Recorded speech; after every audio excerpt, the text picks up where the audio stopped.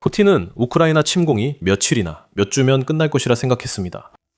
영광이 그에게 올 것이라 믿었고 푸틴이 이끄는 새 러시아 제국의 시작과 함께 자신의 업적도 확고해질 것이라 생각했습니다. 그 어떤 것도 일어나지 않았습니다.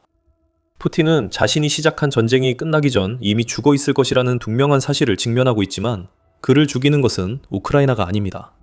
러시아 엘리트부터 군사 블로거들, 그리고 푸틴이 가장 신뢰하는 측근들까지 모두가 그들의 지도자에게 등을 돌리고 있습니다. 상어들이 맴돌지만 푸틴은 아무것도 할 수 없습니다. 수학적으로만 봐도 푸틴이 떠난 후에도 그의 전쟁은 실제로 수십 년 동안 계속될 것입니다. 권좌에서 쫓겨나는 문제조차 아닙니다. 러시아는 우크라이나의 20%를 통제하고 있으며 아직 48만 2천 평방킬로미터 이상을 추가로 점령해야 합니다. 전쟁 연구소에 따르면 러시아는 2026년 첫 몇 달 동안 우크라이나에서 겨우 348.3 평방킬로미터만 점령하는 데 성공했습니다. 그리고 여기에는 4월에 러시아가 겪은 영토 순손실도 포함되어 있습니다. 그 수치를 3배로 늘려도 진격한 영토는 고작 1044.9 평방킬로미터에 불과합니다. 남은 우크라이나 영토를 그 숫자로 나누면 461년이 걸린다는 계산이 나옵니다. 푸틴이 4번 더 산다 해도 러시아 진격 속도라면 우크라이나 함락 전 이미 세상을 떠날 겁니다. 푸틴에게 수학적 불리함이 있어도 우크라이나가 함락되기 훨씬 전에 그가 완전히 무력해지는 이유는 그것이 아닙니다. 푸틴은 우크라이나보다 내부 위험이 더 크다는 현실에 직면했습니다. 적어도 우크라이나에서는 푸틴이 병사들을 전장에 보내 희생시키더라도 국내의 음지에서 칼을 가는 움직임을 걱정은 하지 않아도 됩니다. 푸틴이 걱정해야 할 것은 시간이 아니라 다른 모든 것입니다. 푸틴이 자신의 권력을 유지하기 위해 이용해온 바로 그 조직, 러시아 연방보안국, 즉 FSB부터 시작입니다. 겉보기에 푸틴 침공 이후 FSB는 그의 이익을 위해 행동한 듯합니다. 이곳은 러시아의 엘리트 보안기관으로 푸틴이 소련 시절 옛 KGB에 몸담으며 익숙해졌을 법한 유형의 요원들로 가득 차 있습니다. 푸틴과 마찬가지로 FSB도 통제, 권력, 그리고 푸틴이 가장 중요하게 여기는 자원의 관리와 접근에 더 관심이 있습니다. 어떤 의미에서는 영혼이 통하는 존재들이죠. 하지만 바로 거기서 푸틴의 문제가 시작됩니다. 그가 FSB에서 영혼이 통하는 이들을 찾았다면 이는 곧 권력을 위해 뭐든 할 사람들을 찾았다는 뜻입니다. 푸틴이 권력을 쥐고 있습니다. 그를 도와야 할 FSB가 오히려 그의 권력을 서서히 빼앗고 있습니다.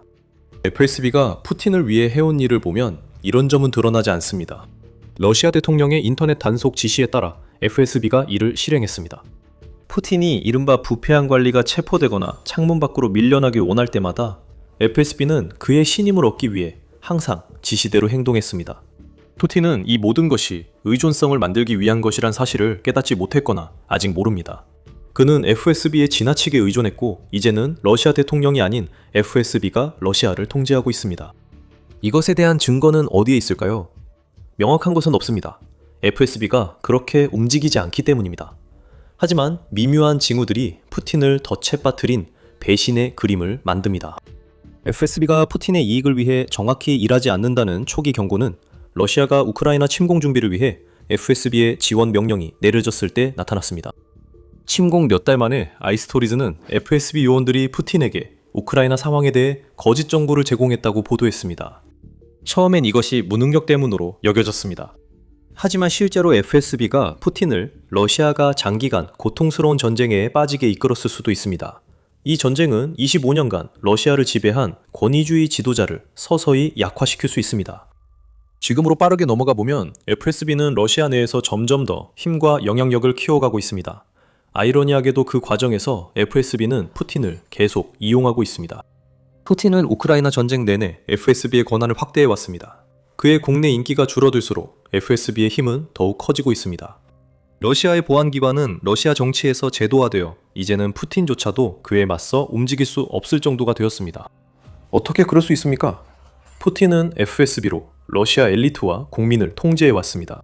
제임스타운 재단에 따르면 푸틴은 2026년 첫 4개월 동안에만 FSB의 권한을 5번이나 확대했습니다. 이제 FSB는 러시아 학자들 간의 접촉까지 규제하고 있습니다. 언제든 누구에게나 인터넷 접속을 차단할 수 있고 자체 구금시설도 건설할 수 있습니다. FSB는 현재뿐만 아니라 앞으로 누가 사용할 수 있는지에 대해서도 러시아의 디지털 채널 접근을 통제하고 있습니다. 푸틴은 자신의 국민을 얼마나 두려워하는지 때문에 이 모든 것에 동의했습니다. FSB는 푸틴에게 그가 재파멸을 부를 도구를 쥐어준 셈입니다. 푸틴의 두려움이 커질수록 통제가 심해집니다. 푸틴을 통제하는 주체는 FSB가 아니라 FSO입니다. 임포턴트 스토리즈는 러시아 연방경호국 FSO도 인터넷 단속에 관여할 수 있다고 보도했습니다. 쿠데타 소문이 푸틴에게 전해지자 FSO는 푸틴 방문지 목록을 줄이고 만나는 모든 이의 신원을 철저히 조사하며 경호를 강화하고 있습니다. FSO는 이제 대중에 공개되는 모든 푸틴 관련 매체를 통제하고 있습니다. FSB처럼 FSO도 푸틴이 그렇게 좋아하는 KGB에서 파생된 조직이며 이제 두 조직 모두 푸틴에게 위협이 되고 있습니다. FSB는 그 어느 때보다 더 강력해졌습니다. FSO는 푸틴에 대한 접근과 그의 위치까지 통제하고 있습니다. 푸틴은 눈치채지 못할 수 있지만 쿠데타 시도의 모든 조건이 갖춰지고 있습니다. 이를 움직이는 것은 바로 그를 지켜야 할 조직들입니다. 푸틴은 이 조직들에게 통제권을 넘겼습니다. 이제 그들은 그 권력을 이용해 자신들의 지도자가 결국 파멸에 이르게 될 편집증의 구렁텅이로 더욱 깊이 빠져들도록 만들고 있습니다. 빠져들도록 만들고 있습니다. 푸틴 자신의 두려움이 이 조직들이 가하는 압박에 굴복하도록 만드는데 이용되고 있습니다. 우리는 이란에서 일어난 일이 완벽한 예임을 알 수 있습니다. 2025년 말에서 2026년 초에 이란에서 대규모 시위가 발생했을 때 이란은 통신을 단속하는 방식으로 대응했습니다.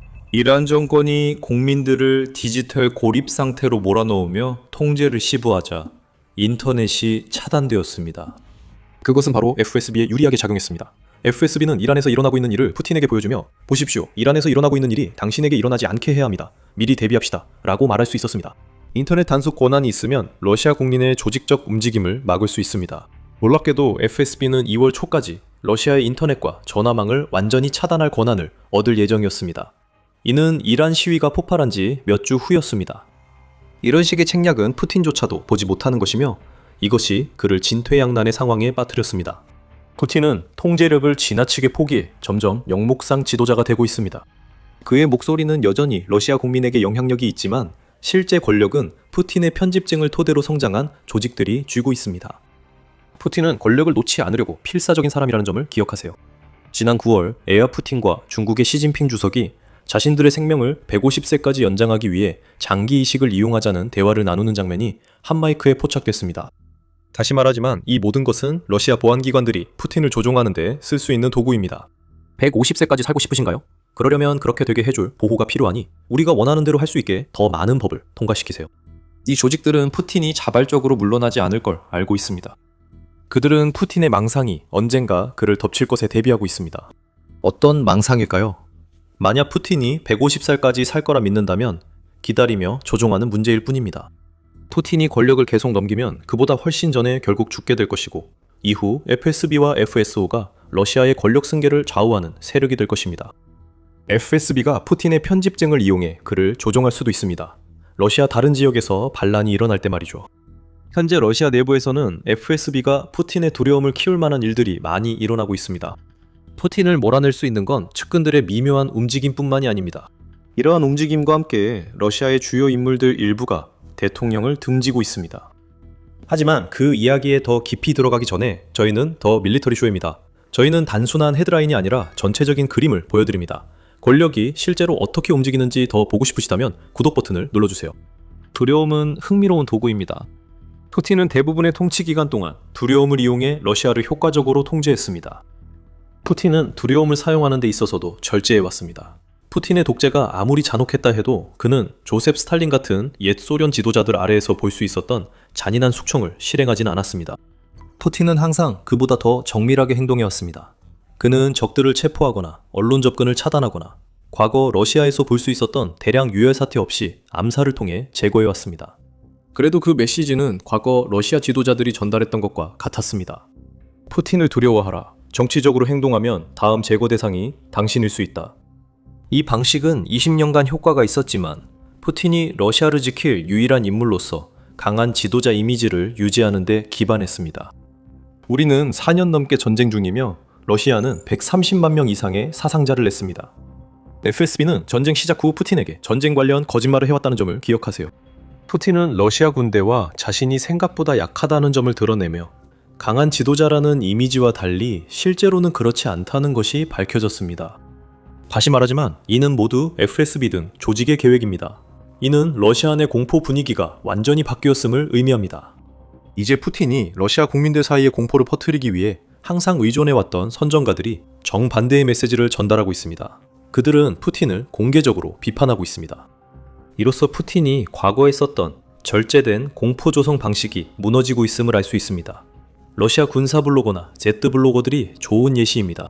푸틴의 우크라이나 침공을 오랫동안 옹호한 이 블로거들은 종종 우크라이나의 가장 극단적인 조치를 주장해왔습니다. 하지만 푸틴이 Z 블로거들의 영향력을 제한하기 위해 텔레그램과 같은 플랫폼을 단속하면서 이들은 하나둘씩 푸틴에게 등을 돌리고 있습니다. 예는 많습니다.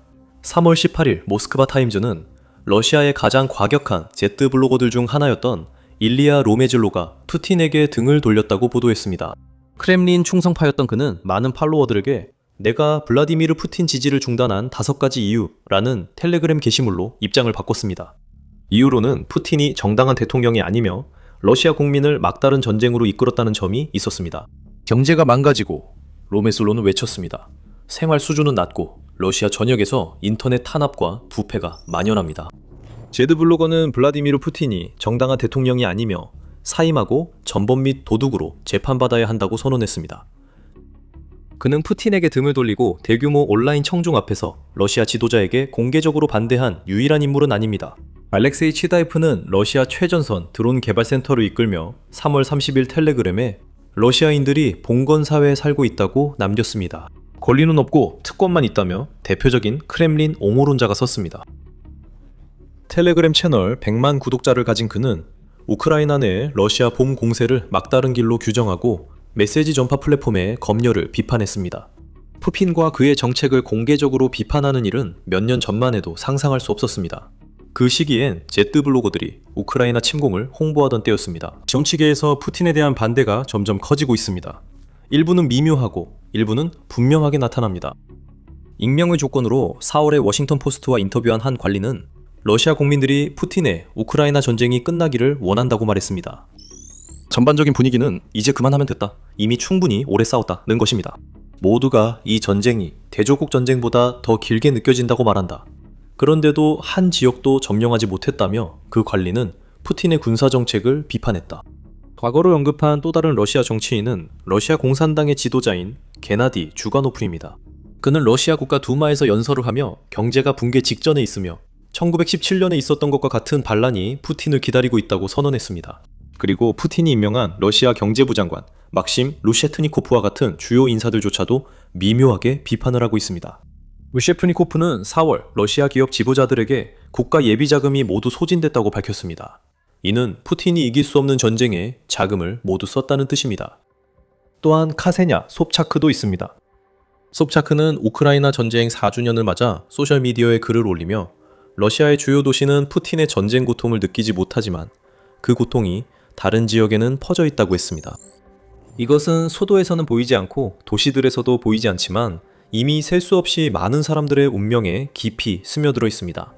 그리고 만약 우리가 지도에 아들을 잃은 모든 어머니, 딸을 잃은 모든 어머니, 남편을 잃은 모든 아내, 전선에서 가족을 잃은 모든 가정을 표시한다면 나라 전체가 슬픔과 고통의 붉은 점들로 불타오를 것이라고 숍차크는 썼습니다. 카세냐 sob차크가 왜 중요한가요? 그녀는 블라디미르 푸틴의 대녀입니다. 푸틴은 어디를 봐도 예전 동맹들이 자신을 등지는 모습을 보고 있습니다. 한때 푸틴의 선전을 퍼뜨리던 제드 블로거들과 반기를 들고 당 방침을 따르지 않는 정치인과 관료들도 있습니다. 푸틴의 대녀도 그의 시대가 끝났고 우크라이나 전쟁을 끝내야 한다고 러시아 지도자에게 말하고 있습니다. 푸틴의 측근들조차 그를 겨냥하며 러시아 대통령은 생존 모드에 돌입했습니다. 그는 자신의 전쟁을 끝낼 수 없습니다. 그것은 그의 통치가 끝난다는 뜻입니다. 그는 대통령에서 물러나는 것도 거부합니다. 하지만 두려움은 사라졌고 비판이 커지며 러시아 국민들은 자신 있게 푸틴에게 이제 떠나라고 말하고 있습니다. 여론조사가 그것을 보여줍니다.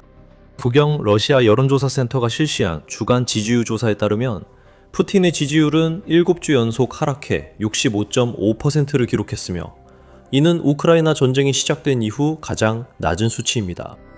또 다른 여론조사 기관인 크렘린 연계 여론재단 역시 2022년 2월 이후 푸틴에 대한 최저 지지율을 기록했습니다. 이 기관은 응답자의 73%가 푸틴이 잘하고 있다고 생각한다고 밝혔습니다. 이미 논의한 여러 흐름과 함께 여론도 변화하고 있습니다. 이 상황을 보며 손 비비고 기뻐하는 사람이 누군지 아십니까? FSB와 다른 KGB의 분파들이 이제 푸틴과 러시아 자체에 대한 통제를 더욱 강화할 기회를 더 많이 보게 된 것입니다. 푸틴이 이 모든 상황에 내놓을 수 있는 유일한 답은 러시아 국민을 더욱 강압적으로 탄압하려는 필사적인 노력에 더욱 몰두하는 것입니다. 그리고 FSB는 자신들이 원하는 것을 얻기 위해 푸틴을 계속 이용하는 데 매우 만족하고 있습니다. 제트 블로거, 정치인, 국민들이 러시아 지도자에게 등을 돌리자 러시아 정보 보고서는 쿠데타와 암살 우려로 푸틴 주변 경계가 강화됐다고 전합니다. CNN에 따르면 푸틴의 측근 직원들 집에 보안 카메라가 설치되고 있는데 이는 대통령에게 가해질 수 있는 어떤 위험도 막기 위한 조치라고 합니다. 이 조치들은 2026년 3월부터 시행되고 있다고 CNN은 보도했으며 이는 FSB와 FSO의 권력 과시에 불과합니다. 이들은 영상을 감시하는 사람들이며 이 조직들은 푸틴의 모든 행동과 이동, 러시아 대통령에게 접근 가능한 모든 사람을 통제합니다.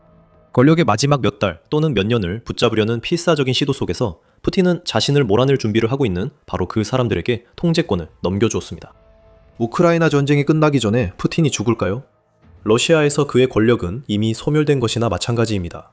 네, 그는 연설을 하며 FSB에 방해된다고 생각되는 사람을 제거하라고 명령할 수 있습니다. 하지만 그는 법을 통과시키며 일부 조직에 더 큰 권력을 줍니다. 이 조직들은 푸틴에게 더 큰 두려움을 주면 더 많은 것을 얻을 수 있음을 압니다. 러시아 대통령의 가장 강력한 무기가 이제 그를 겨냥하고 있습니다. 이제 남은 유일한 질문은 누가 푸틴의 통치를 완전히 끝낼 것이냐는 점입니다. 우크라이나와 그 방어력이 너무 강해서 푸틴이 자신의 꿈을 이루기 훨씬 전에 죽게 될까요? 아마도 자신이 시작한 전쟁에서 승리하지 못하는 푸틴이 계속해서 탄압하는 것에 분노한 러시아인들의 분노가 점점 커져서 그들이 푸틴을 끝내게 될 수도 있습니다.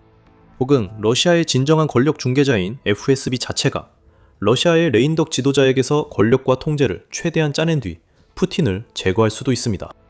확실한 한 가지는 푸틴을 질식시키는 불길에 더 많은 기름이 부어지고 있다는 사실입니다. 지금 러시아에서는 큰 일이 벌어지고 있습니다. 나라의 경제가 재앙에서 참사로 비틀거리며 나아가고 있기 때문입니다. 숫자는 거짓말하지 않고 그 여파는 실제로 벌어지고 있습니다. 영상 확인하시면 모든 내용을 알 수 있습니다.